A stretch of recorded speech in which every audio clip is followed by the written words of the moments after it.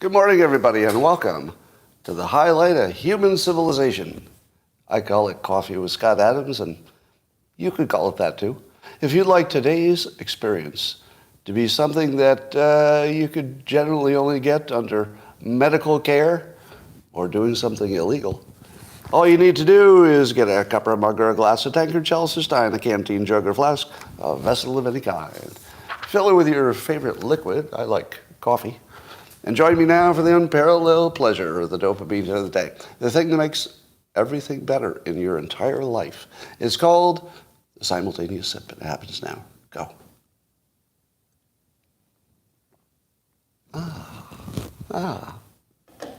Well, the news is full of fun and exciting stories today about persuasion and intrigue and mysteries and puzzles. All good stuff. If you like stuff like this.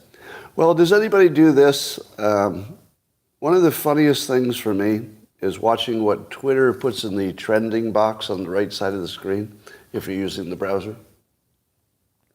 And sometimes they'll pair trending things that are funny when you see them together. For example, this morning, at least for about 5 minutes, the following three things were trending on Twitter. Loomer, Christie, turd. So Laura Loomer, Chris Christie, and turd.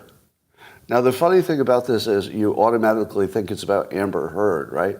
Because she had that funny nickname, Amber Turd. Nope.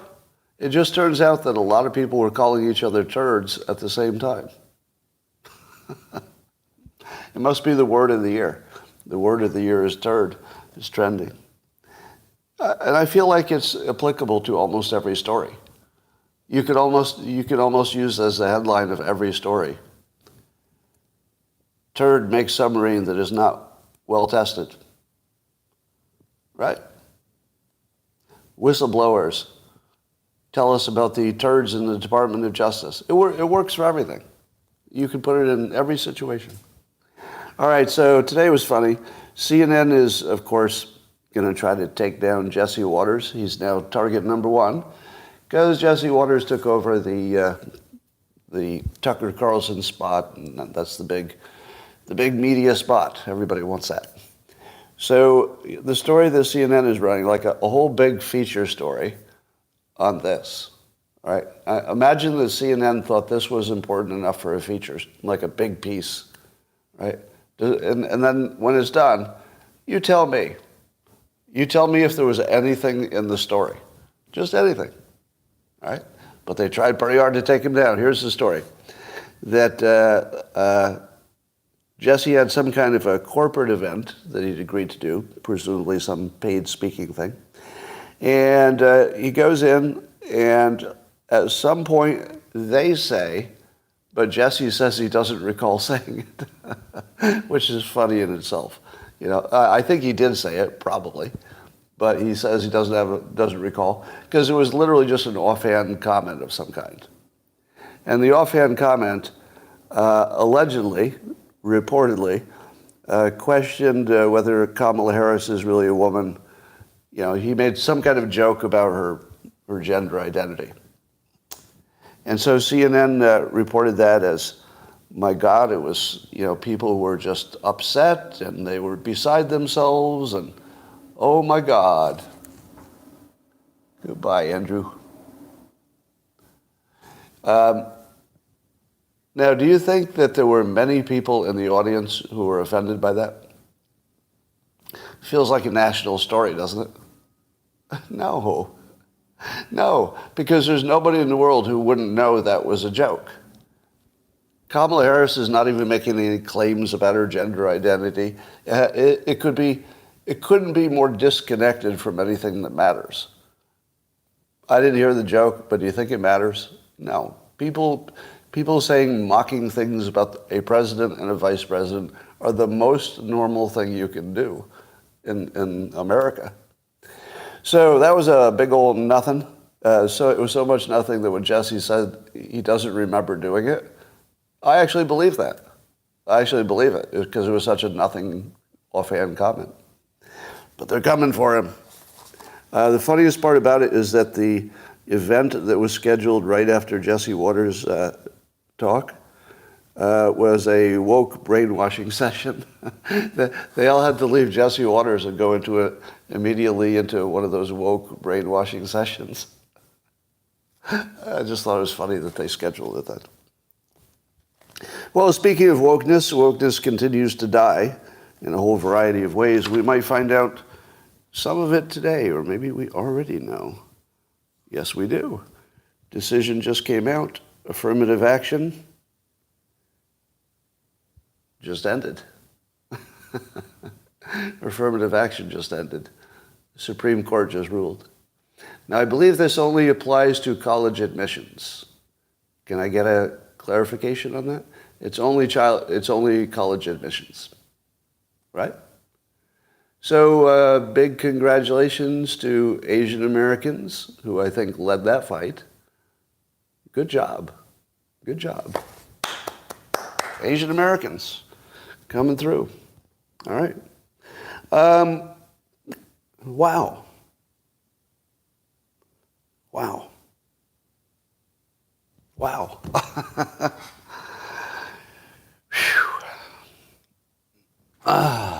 Well, that's hitting me a little harder than I thought it would. You might be aware that affirmative action is a big part of my story. So that's a big deal to me. That's a big, big deal to me. Thank you, President Trump, for backing that court. I don't think you get it otherwise. Wow. Wow. I don't even know what to say about that. Just wow. Holy cow. All right. Well, we'll have lots more about that. That just broke. Brand new. Wow. Let's talk about AG Garland. And so the latest, I think Hannity did a good job of describing this. So there's this whistleblower, Gary Shapley, and I guess there's some other whistleblowers.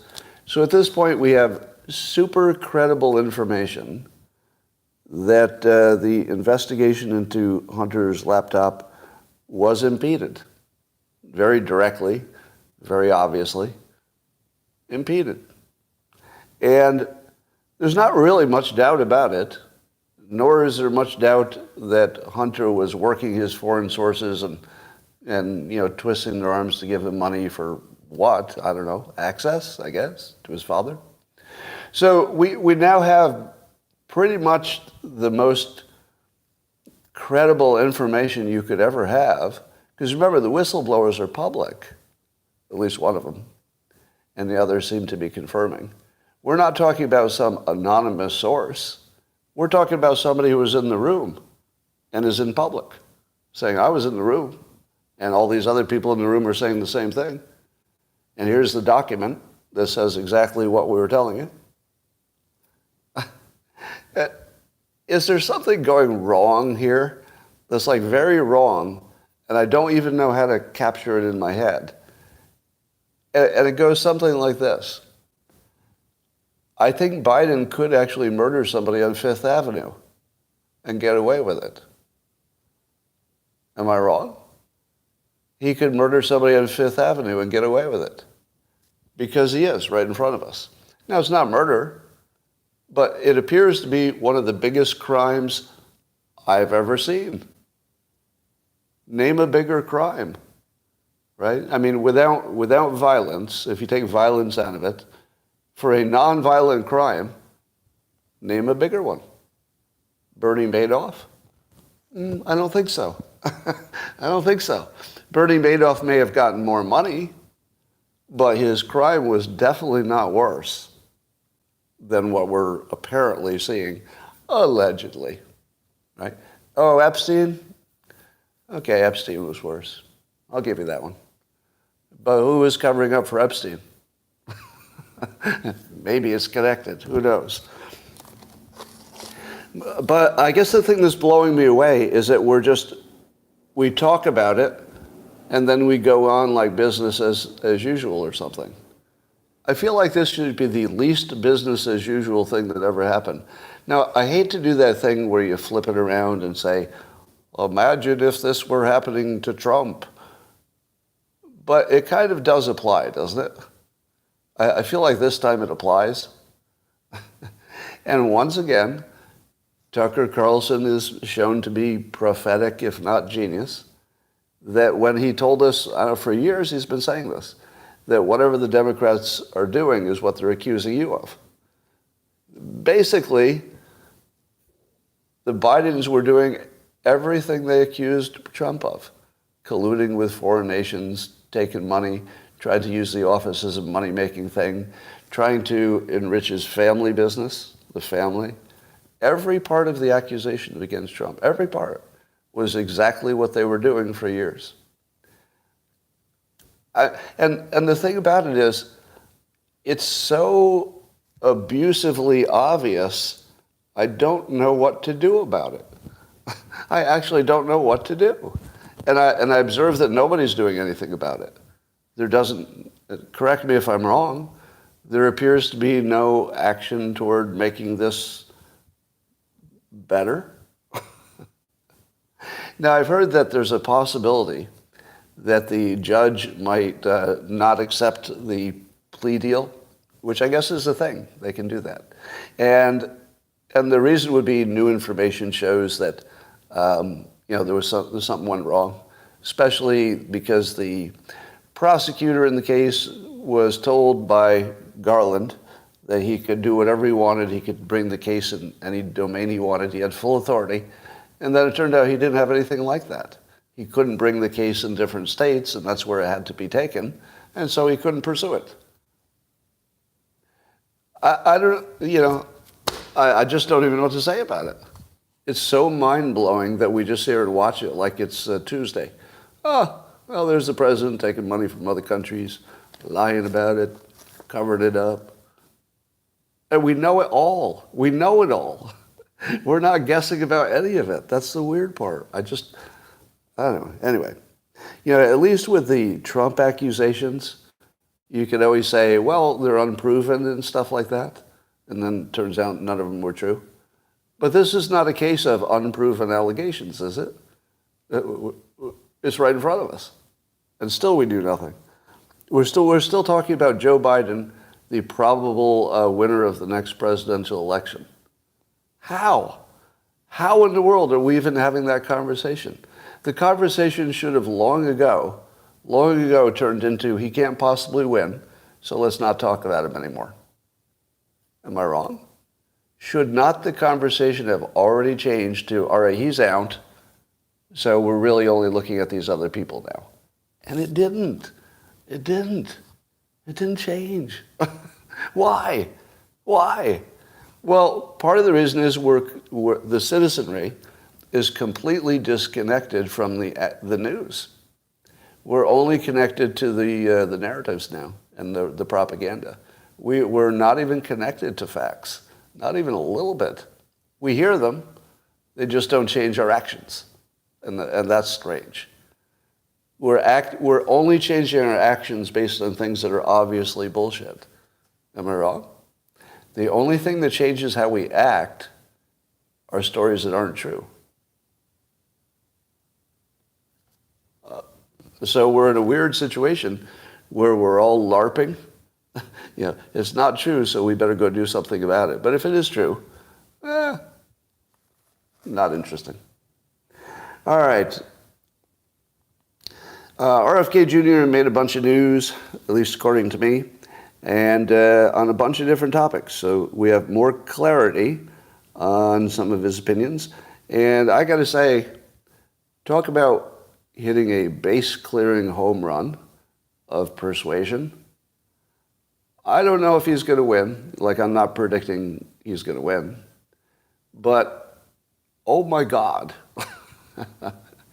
he's really good at this. So I'm talking about RFK Jr. the way I often talk about Trump, which is just that his persuasion skill, it's just not normal. It is not normal. Ordinary people can't do this. He's a very special character, and I completely understand why Trump says he likes him, and vice versa. They're kind of the same person without the hyperbole, right? If you take Trump's hyperbole away and just bake him down to like the common sense Trump, He looks a lot like RFK. Does this work? Have we tested it? Is the cost greater than the benefit? That stuff. The normal stuff that people should be doing, but they don't. But let me just give you a few of the things that RFK Jr. said, and watch your jaw just drop. It's almost like you didn't know that anybody could talk reasonably about some of these topics. Then you hear it for the first time, you go, oh, I guess that's what a smart person would say in this situation. So here he is on drugs. He would legalize psychedelics and marijuana. Free money. Free money. He's compatible with science. He's compatible with the news. He's compatible with the public. The only person he's not compatible with is our worthless government. Only the government is against it in terms of majority. Only the government.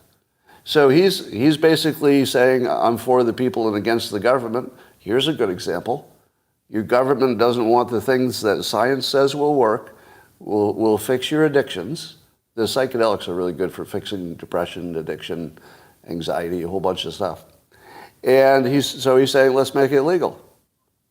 Okay, free money. Now, why didn't anybody else pick up that free money? It was just sitting on the table for a long fucking time. Am I wrong? It's just sitting there. It's on the table, and everybody's just walking past it. Like it's not even there. And RFK walks past the table, he looks over, there's a big table of money. Anybody? Seriously? You're just leaving this? I can just pick this up, right? I'm doing it. I'm picking up the money. Does anybody have an objection? Okay. All right, I think we're all good. And then he walks away with the money. That's what he just did right in front of you. Now, I've been saying forever that I wish Trump had done that, exactly this. But Trump can't do this because he's just sort of the anti-drinking, anti-every kind of drug person.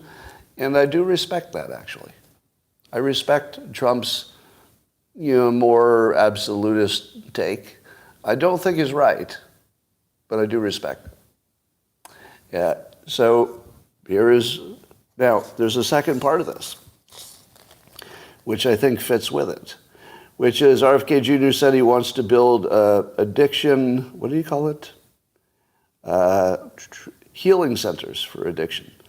So he didn't call it recovery, he called it healing, which I also like, because healing tells you it's a medical problem, right? I like that. Persuasion-wise, healing is way better than recovery. Would you agree? Healing is a good word. I like healing. But he also said, and this is a really big point, that he would put these healing centers in rural areas. That's perfect. Do you remember me saying that we should build addiction cities? Where if you're addicted, you can go to this place where it's just addicts, but they have no access to any kind of substance. It's almost like a jail in the sense that you can't get in. But once you get in, it's just like a regular city, right? It's not a jail on the inside, but it has a jail-like security that you can't even drop stuff from a drone. They'll shoot it out of the air. So that you just can't get drugs. But otherwise, it's like a cool place to live with some people who have something in common with you. And now he says put it in rural areas, and I really think that's the secret. I think the secret is you have to get them out of the inner city, because otherwise they just walk out the door and score a drug on the sidewalk as soon as they leave. You want to get them in nature, right? Get them in a rural area, have them go hiking every day in the woods, and you want them to leave that saying, oh, I found another way to feel good. I found another way to feel good. That's your healing. Now, how much do you love the fact that he is a successful, recovered, healed? He's a healed addict. That's really strong. Some people are going to say, oh, that's a negative. He was a drug addict for a number of years, 40 years ago. And I'm going to say, nope, that is absolutely a positive. I want somebody who's been in a war to be my general. I want somebody who's beat addiction to beat our addictions. All right? I want somebody who understands it on a cellular level. right? Now, so here's what you don't want. And I saw this again today. Taking drugs is a choice. How many of you think that? Now, it certainly is a choice the first time you do it. Definitely a choice the first time you do it. But at some point, how many of you would say taking drugs is a choice for an addict? Once you're an addict, do you think that's a choice? All right, good. Yeah, I have the smartest audience in the world, I think. Actually, literally, I think I do, in terms of politics. It's not a choice. It's not a choice. And you need somebody who knows that. If you don't know that, you don't know anything. You don't know anything. That's the first thing you have to understand. If you don't get that, you don't get anything. And he understands it because he's been it. He is it. He lives it. So that's a big deal. Now, I haven't heard what he would do about the cartels. He may have said something about that, but I don't know. So I would say this is the best package for dealing with that's running. Although I like Vivek's take of militarily attacking, and some of the other Republicans, of militarily attacking the cartels. I don't know if RFK Jr. would say yes to that, but I'd love to see what he says about it. And so I'm reserving my judgment. So I still like Ramaswamy on fentanyl because he would go after the cartels. All right, here's another one. Here's some more free money. RFK Jr. went to some kind of crypto thing the other day and said, I will make sure that your right to use and hold Bitcoin is inviolable. Bitcoin is the only bulwark against totalitarianism and the manipulation of our money supply. Come on. Come on. Free money. RFK Jr. walks by a second table that's piled full of money. Once again, he looks at the big pile of money, which is, do you like Bitcoin to be illegal, or do you want your government to ban it? The people want their Bitcoin. The people have decided we want the Bitcoin, all right? So RFK Jr. says, oh, well, why don't I just agree with the people? Why don't I agree with freedom? It was free. Do you know what pushback he got from all like CNN and MSNBC for having that opinion? None. None. Do you know how much pushback he got from Fox News and Breitbart for being in favor of Bitcoin? None. None. Zero. He just had to say the words. And I'm sure he means it. But it's crazy, isn't it? He's making the other candidates look like chimpanzees. Now, to be fair, I think Vivek is also, I don't know, but I'm sure he's in favor of Bitcoin. You can confirm that, right? Vivek is pro-Bitcoin? I'm saying that only because he's smart, so he must be, right?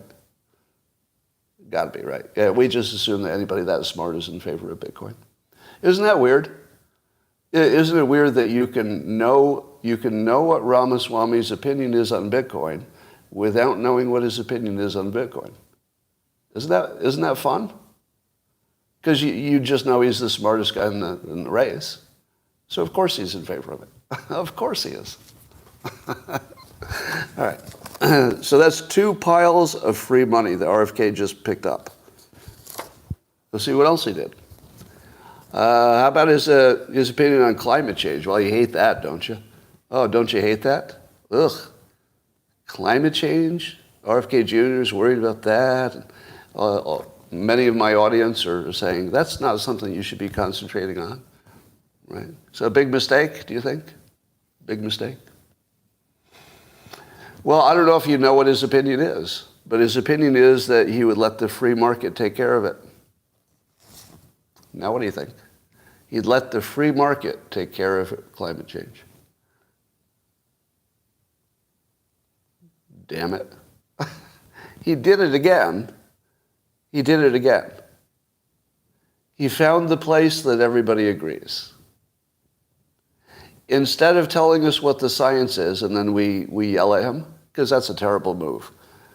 Do not tell us what the science is. We don't believe it. We know science lies to us for a variety of reasons. And even if the science is right about it, we don't believe it. It has no credibility. So he finds this middle ground, which is let the free market take care of it. Now, I don't think you could have said that 20 years ago, or 10, or even 5. But what's different is that we're sort of at a really interesting competitive place where the Elon Musks of the world will say, solar will give you everything you need.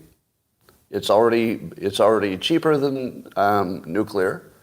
It's infinitely reproducible, and it's good. So nuclear is good too. Elon Musk is pro-nuclear, but he's saying that solar is even better.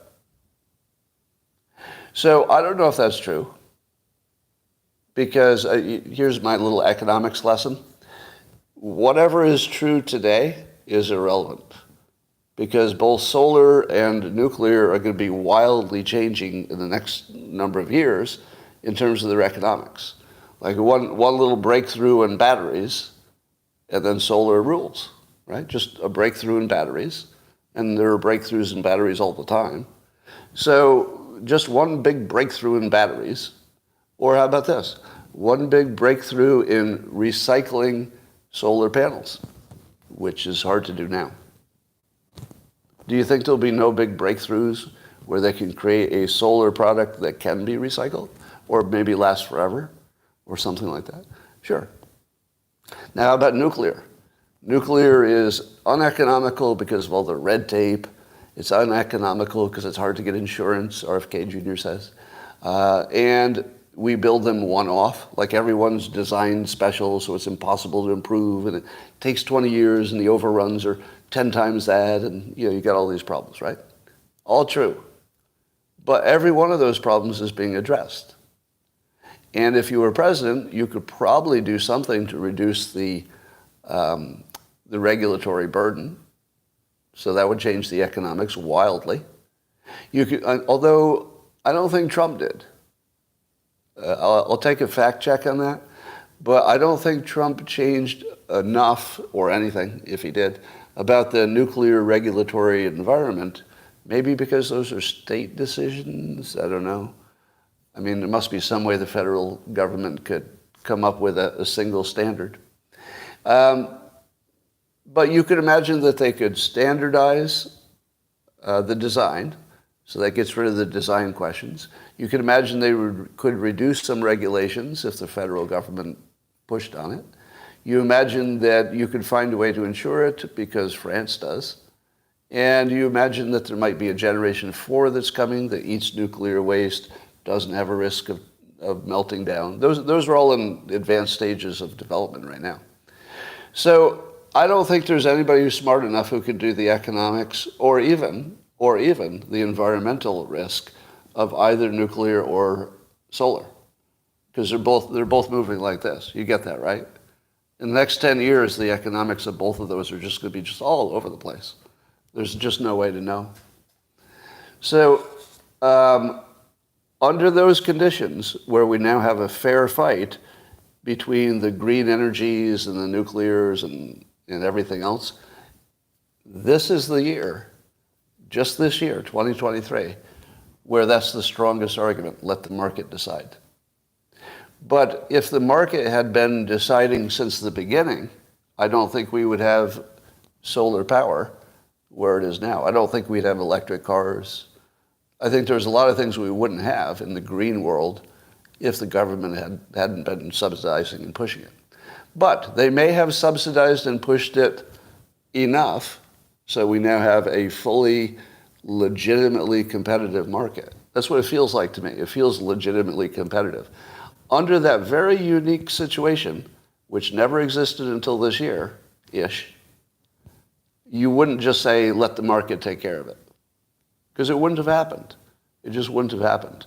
There was too many entrenched everything. So I think RFK Jr. just found the bleeding edge of thinking on this topic. We finally reached the point where maybe the market can decide, and that we'd end up with a good outcome with that. So I would say his climate change view is really close to mine right now. It's really close to mine, which is prove to me that this is a good idea, then I'm a yes. Now, he says the same thing about nuclear, meaning he's a little more skeptical that nuclear can reach the economics that it needs to, but he's not opposed to it if it can be shown to be, low enough risk and high enough economics. What else do you want? Do you want somebody who would say, yes, let's build them uneconomically? Is that what you want? Yeah, let's build a bunch of uneconomical things. He's simply saying, if you can show me it's risk-free and economical, I'm in. What's your argument with that?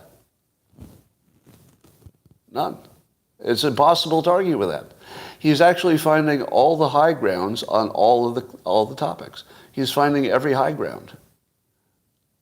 I think he's way more dangerous. He's way more dangerous than you know. He's so good at this. All right, I think I had another one. Oh, the big one. So here's the big story of the day.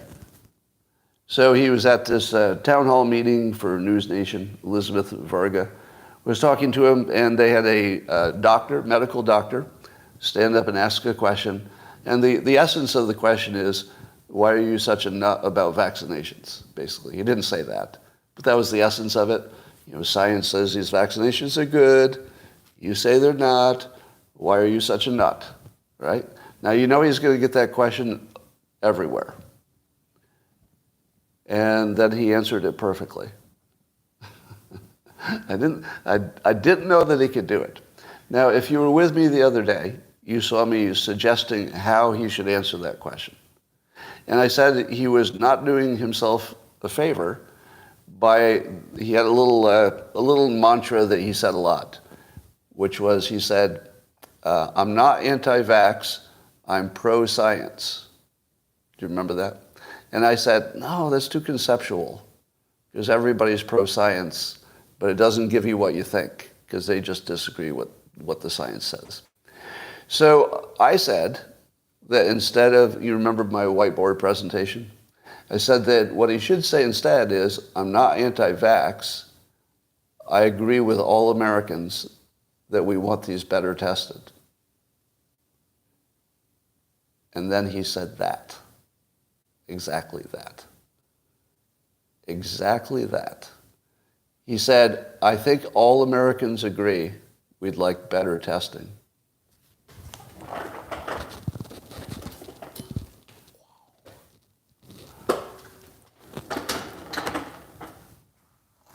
Whoa.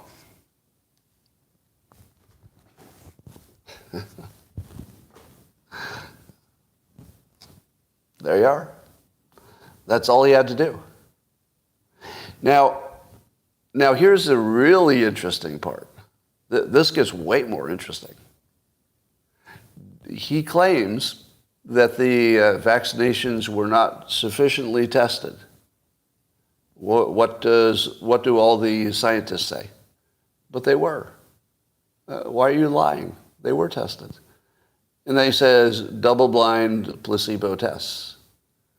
And then the scientists say, that's what we did. That's exactly what every single thing did. Everything you're complaining about, double-blind, blah, blah, blah.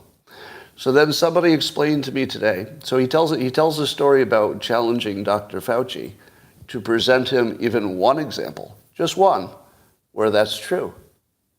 And he says that they finally gave him an official document after he sued from Health and Human Services that could not produce one. He actually challenged the government to show any evidence that the vaccinations had been tested adequately, and they had no response. Now, how could it be true that everyone thinks they were tested in all the right ways science should test, and yet they can't produce it? And RFK Jr., who's not crazy, he's not crazy. He says they don't exist, and nobody can show them to you. Do you believe that? All right, here's what I think is going on.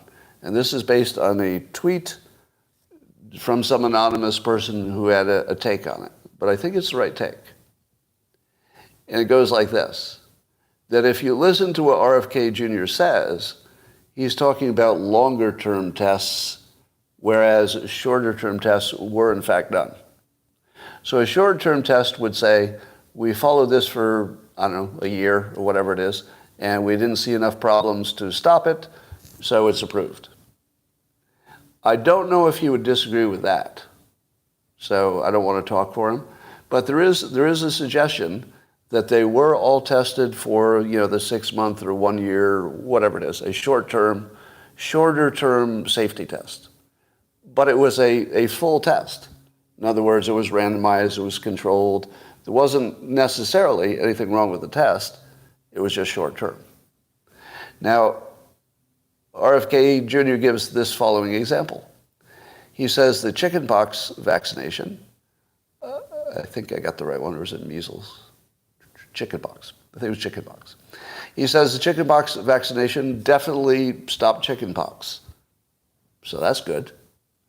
But if you look at the number of people who are getting shingles, which comes from having this dormant chickenpox thing in you, even if you're vaccinated, you have that dormant chickenpox. The shingles, which might occur maybe many years down the line, might be worse if you're vaccinated. In other words, it might have been better just to get the chickenpox the way I did. I did it the old-fashioned way. I just got the chickenpox. But now I'm not sure that he's got the science right.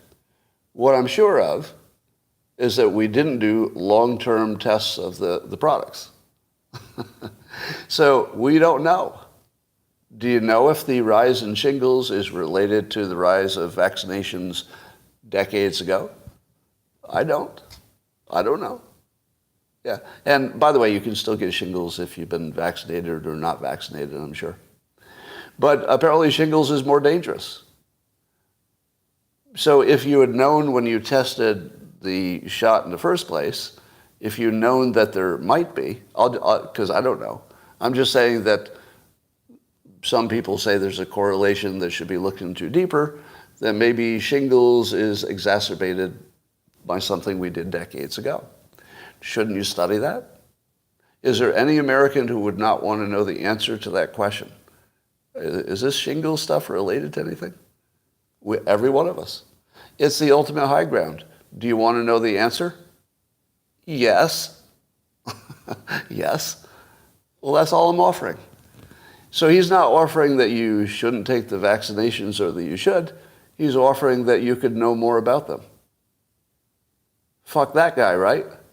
Yeah. Well, how do you disagree with him? How do you disagree with the one who wants to give you better information based on science? It's a tough argument. So I watched him turn an entire audience to his side. Now, I can't read the minds of the audience, but I watched what he said, and I can't imagine every person in that audience didn't walk out with a different opinion. Every one of them. I think he was persuasive 100%. I think he nailed it, and then he stapled it, and then he screwed it, and then he glued it. Like, you can't hit it harder than that.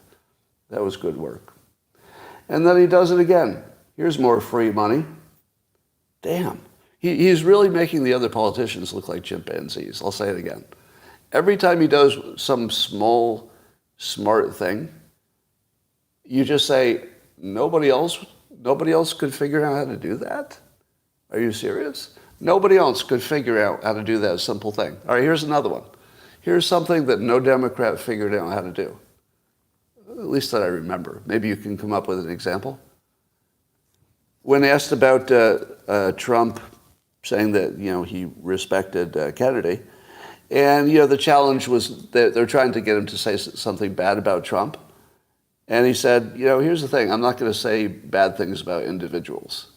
I'm just going to try to bring people together, and I'm happy that Trump likes me or respects me or whatever he said.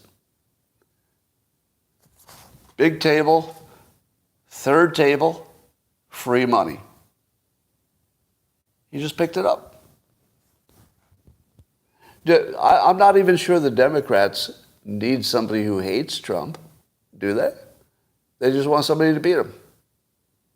They don't care what he thinks about them. They have their own thoughts.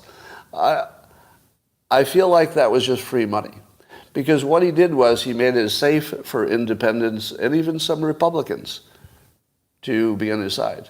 Compare that to dumb old Joe Biden, who says that Republicans are white supremacists. I mean, that's barely trying to be a president. Compare it to Hillary Clinton and her deplorables. Are you kidding me? Are you kidding me? She said that in public. How hard is it to not say that your enemies are assholes? How hard is that? It's not hard. It's not hard. RFK Jr. just did it. He actually showed respect to people he doesn't agree with. It apparently is possible.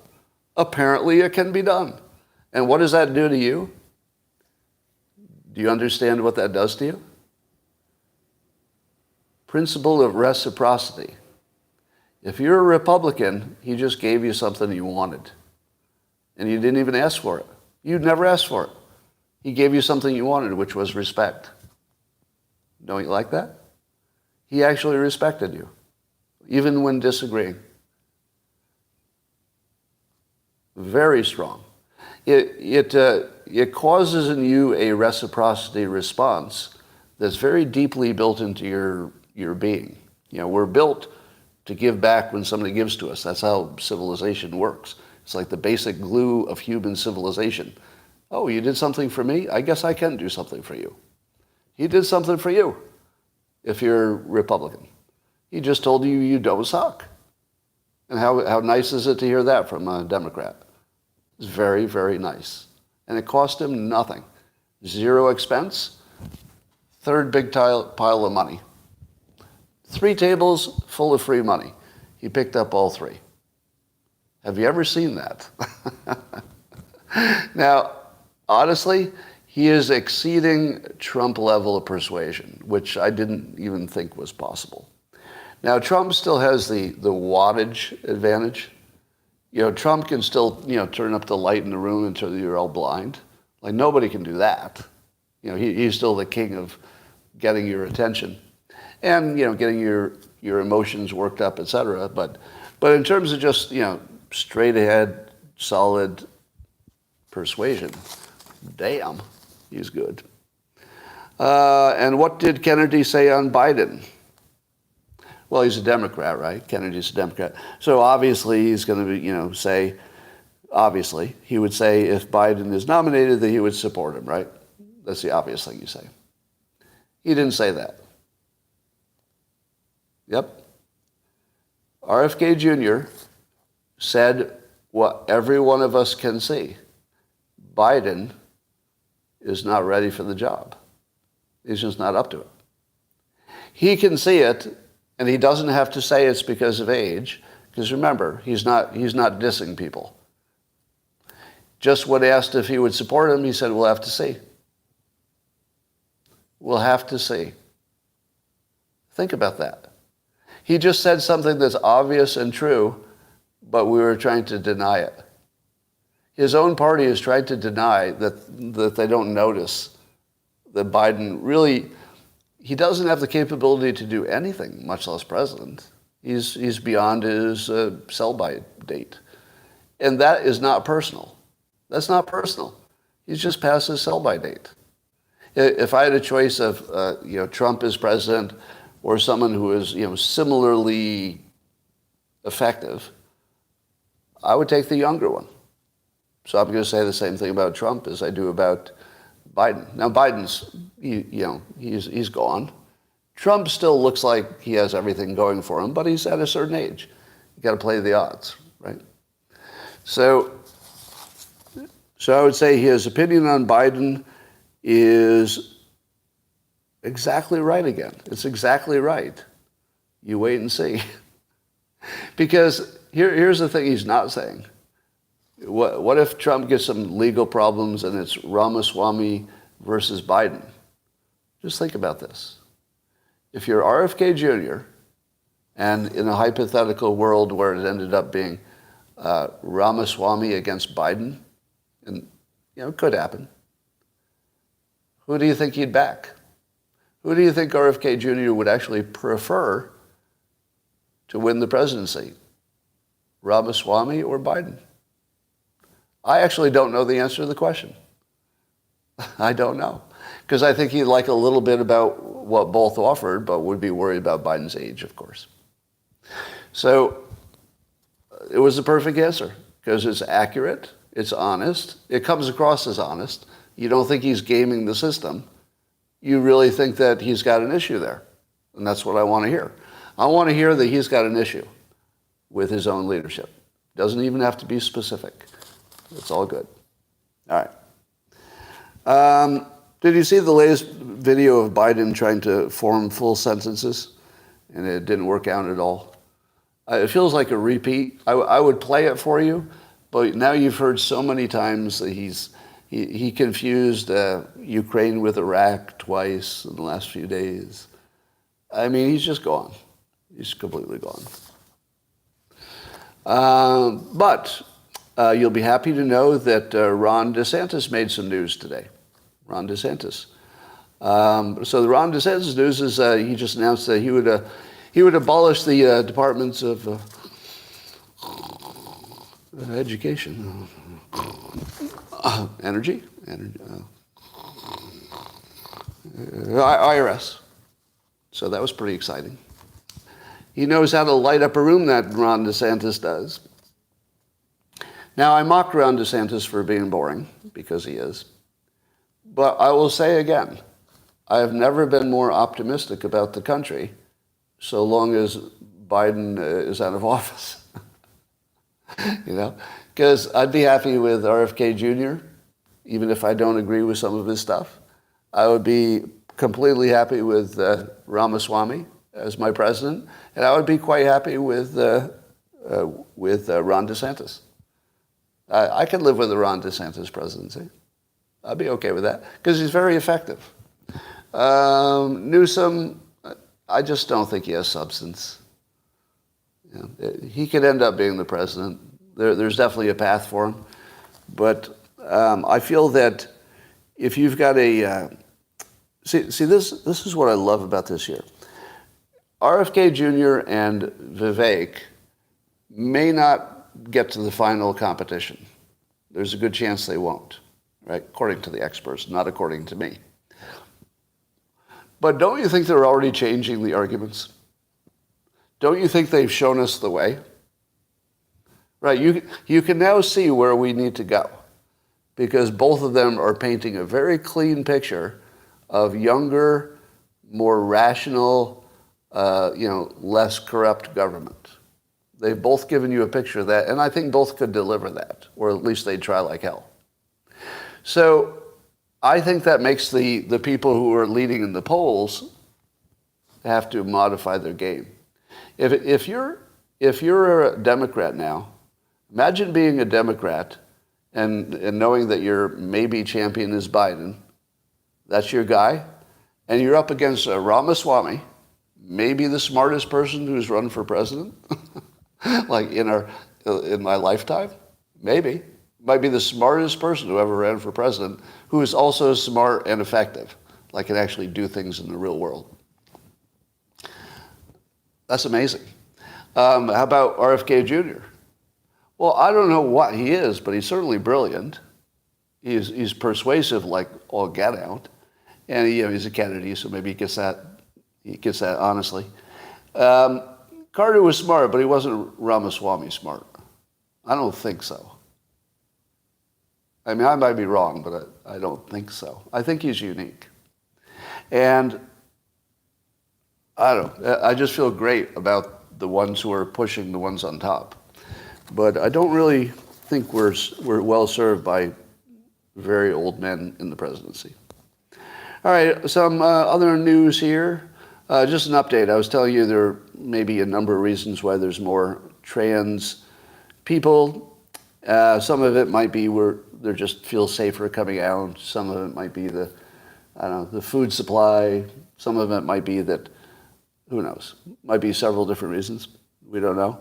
But there's a weird correlation, I don't know if you knew this, between autism and trans.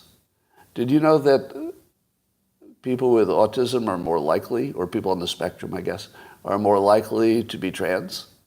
Like a lot more likely? What does that tell you about, if anything? Does it tell you anything about what trans is? I mean, I think if autism and trans are linked, that would suggest that there's a brain difference, and maybe they have some, common part of the brain that they operate through or something.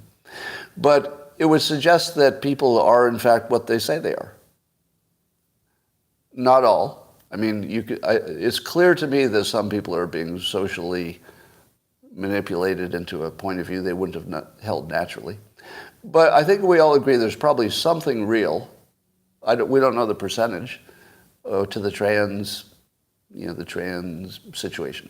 That there are people born with brains that are somehow out of sync with their bodies, and that they're looking for ways to fix it. And if they're adults, I wish them luck and all the support I could give. But I just think it's something you should know, that autism and trans are linked, because that does give you maybe, I'm hoping, the reason I bring it up, is maybe give you a little more empathy. Because I'm not sure that on the right especially, I don't think there's quite the level of empathy that is appropriate to the situation. Because I think there are so many people who are outrageously don't look like it's organic, that they're taking all your attention away from. There are some individuals who are born on the spectrum. There are some people who are born with this gender dysphoria. And I don't think you should throw them under the bus because there's some other people who are outrageous. So that's my little social good for today. All right. I was watching Steve Kirsch, who's a big skeptic of vaccinations. I'll say skeptic. And he was talking about how the Amish, he makes this claim, that the Amish don't have the same rates of autism and ADHD and maybe something else. And he was suggesting that because they also don't get vaccinated, that it's pretty clear that the vaccinations are a causation of these things that seem to only happen to vaccinated people. Now, he might be onto something. He might be. But I'm not buying it. No, I'm not buying it. Because the Amish have too much that's also different. There's too much different. Number one, how many fat Amish are there? A lot of fat Amish people? Probably not. How much processed foods do the Amish eat? Do they eat a lot of processed foods? Probably not. Do they have the same exposure to lead in their environment? Are they sniffing paint? And probably not as much. How about just pollution? Pollution. Do you think that where the Amish live is as polluted as where the rest of us live? Probably not. Probably not. Do you think that the Amish sit in chairs as many hours as the rest of us? Do you think they sit in chairs? Probably not. They're probably active most of the day, right? So basically, you see the Amish doing just about every healthy thing you could possibly think of. Do you think the Amish are on their phones all day?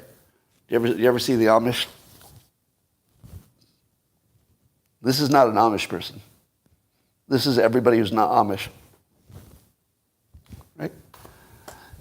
Don't you think all of that stuff is bad for you? So Steve Kirsch is very smart, and he's looked into it far more than I have. So I don't want to say he's wrong. I'm not going to say he's wrong, but I'm going to say the argument isn't landing because there's just too much that's different. Here's another thing that's different about the Amish. You ready? They're genetically similar. How about that? Yeah, you don't think there are some things that some genetically similar groups of people would have less problems with than other people? Yeah, how much sickle cell anemia is affecting the Amish? Are they having a big problem with the sickle cell? No, because there's some things that just don't affect you based on your genetics. So there's just too much going on there. But Steve Kirsch is very smart. He's looked into it. So I'm not saying he's wrong. I'm just saying persuasion-wise, that wasn't coming across to me. All right, aspartame might get banned, or not banned. It might be labeled a possible carcinogen. Is that the least surprising thing you've ever heard in your life?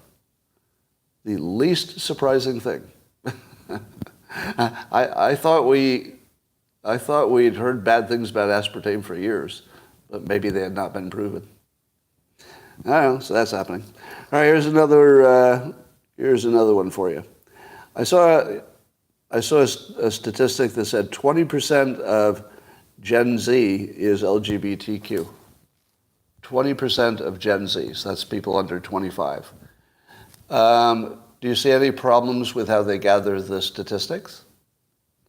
Any problems? Because in the recent years, the number of LGBTQ has zoomed, just in recent years. Let me mention one problem.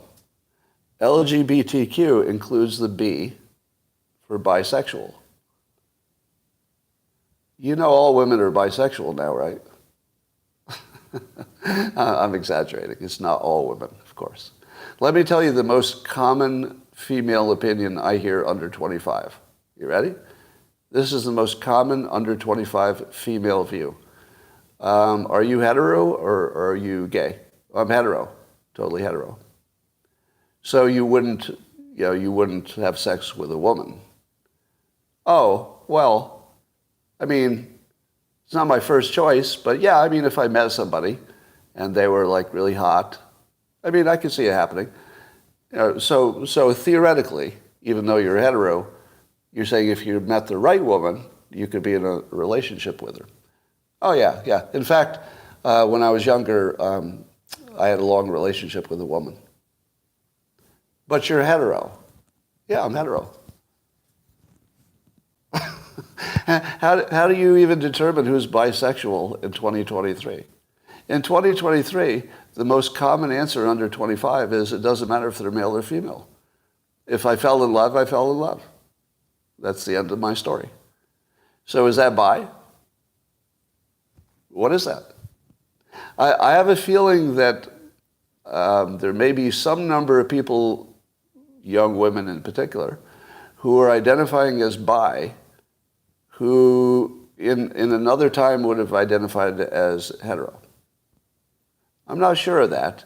The only thing I'm sure of is that young women will say out loud with no embarrassment, yeah, I could have a relationship with a woman. At the same time, they'll tell you they're completely heterosexual. So bisexual doesn't mean anything in 2023. So it's not even a category. So I don't know. So one possibility is there are just more women in particular who say they're bisexual. Right? Do you think that could be part of, not all of it, do you think that could be a part of why the LGBTQ is big? If you took the B out, I wonder what it would look like. That's all I'm asking. If you just take the bisexual out, just take a look, see if that looks different. It might look different.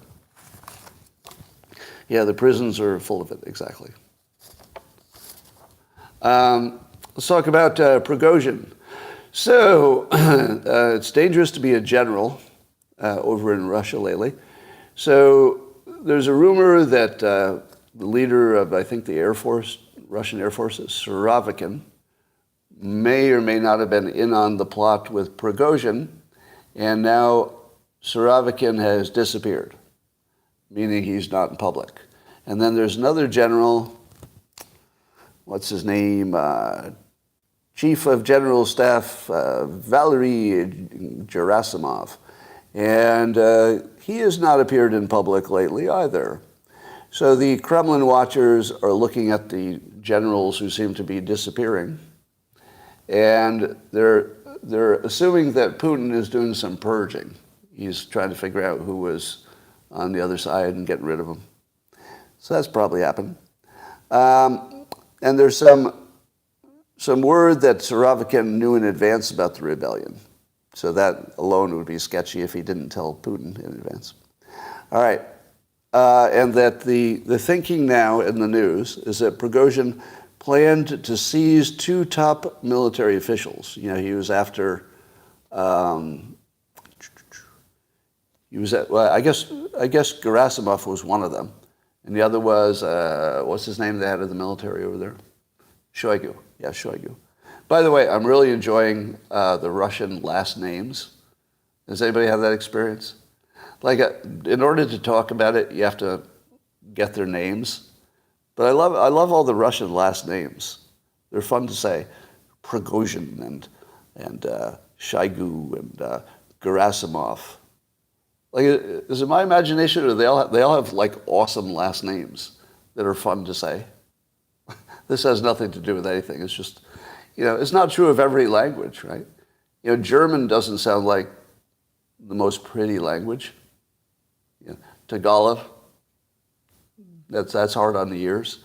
But the Russian stuff, I just like how they form words and noises. Anyway, that's neither here nor there. But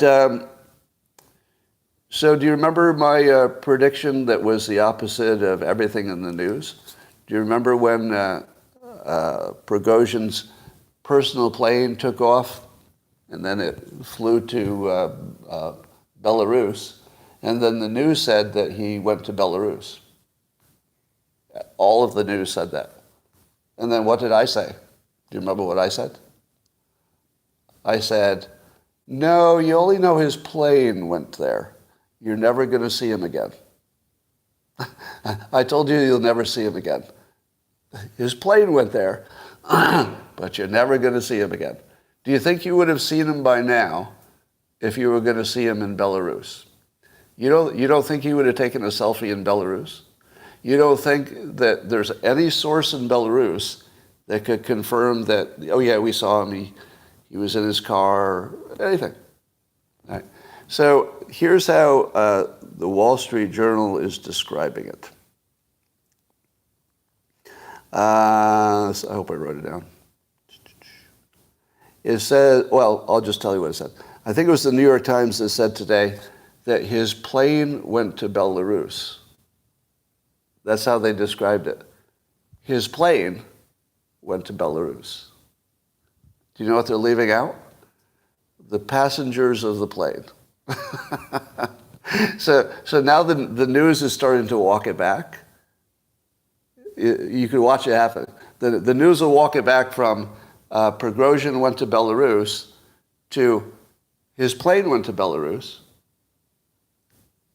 And then it's going to be, well, we haven't seen him for a while. You know, the cat's on the roof.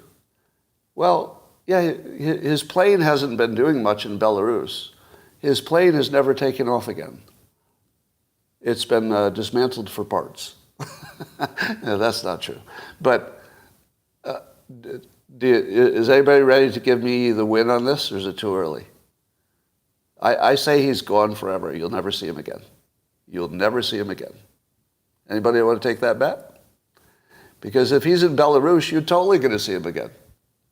Now, there's a story that he did not agree to Wagner being absorbed by the military. And so the Wagner group will not be part of the military. Do you know how we know that Prigozhin did not agree with that? Because he doesn't exist. In order to agree with something, you'd have to be in existence, or at least alive. No, he did not agree.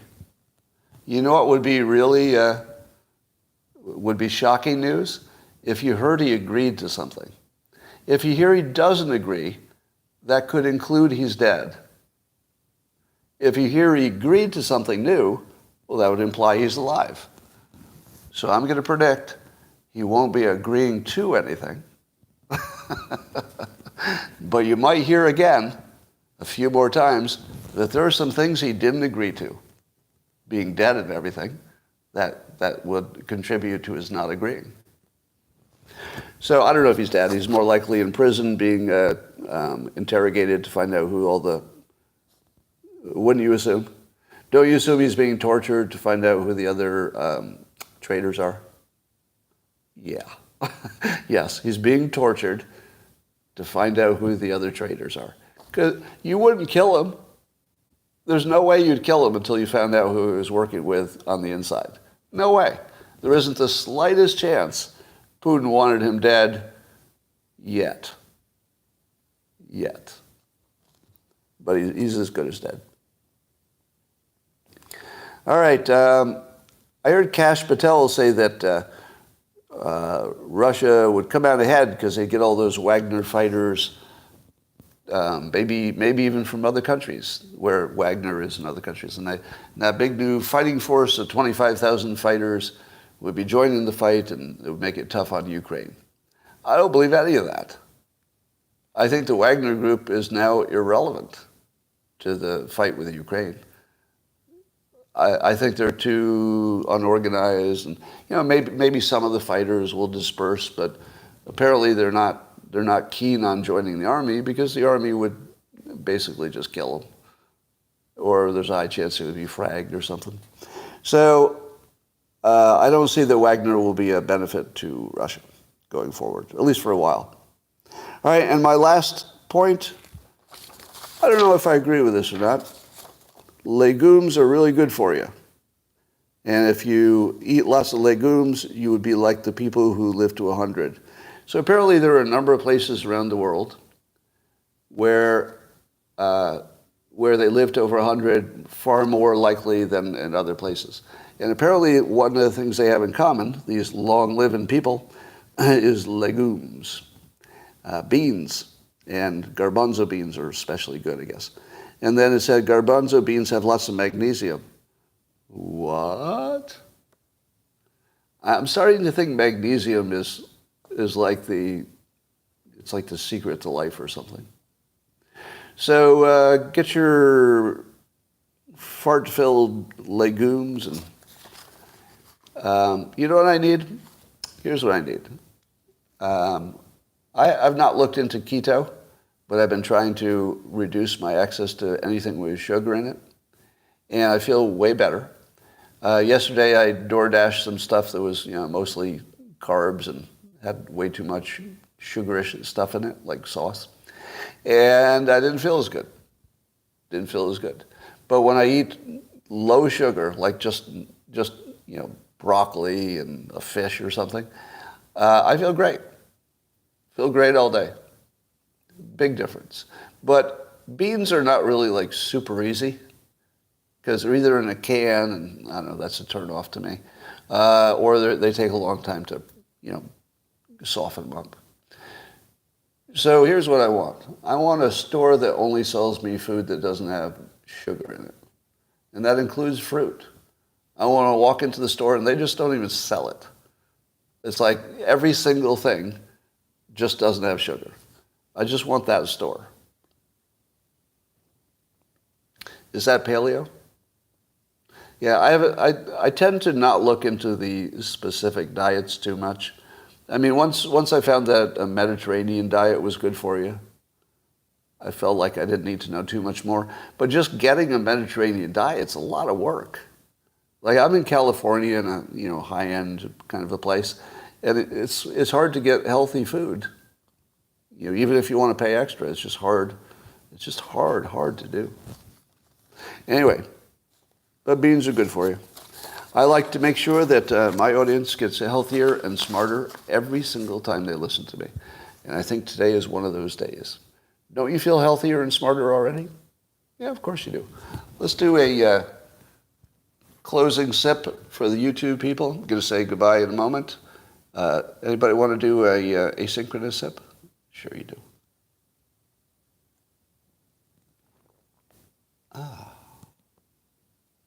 I'll tell you about Joshua Lysek's book after I read a little bit more of it. It's called So Good They Call You a Fake, which is a great title, and it fits really well. So I love what I'm reading so far, but I'll give you more of an update on that. So good they call you a fake, yes. So good they call you a fake. Did I say it wrong? I may have said the title wrong. All right.